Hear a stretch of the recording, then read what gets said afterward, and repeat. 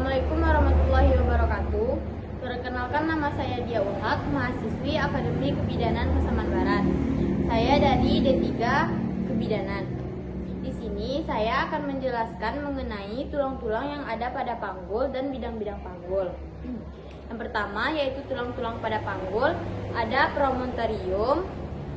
Kemudian yang berbentuk segitiga disebut dengan sakrum dan bagian ujung disebut dengan koksigis. Tulang yang menghubungkan pangkal paha disebut dengan ilium. Bagian atasnya disebut dengan crista iliaca.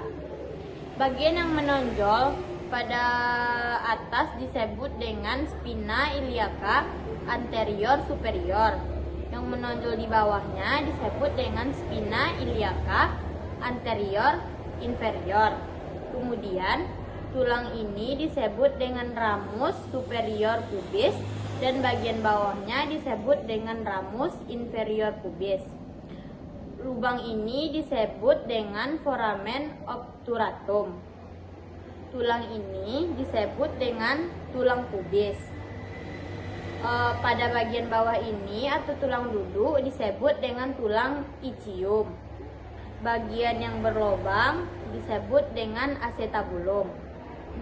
Kemudian di bagian belakang yang menonjol ini disebut dengan spina ischiadica.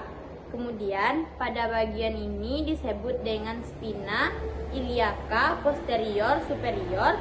Bagian bawahnya spina iliaca posterior inferior. Tulang-tulang yang menonjol ini disebut dengan vertebra sacralis.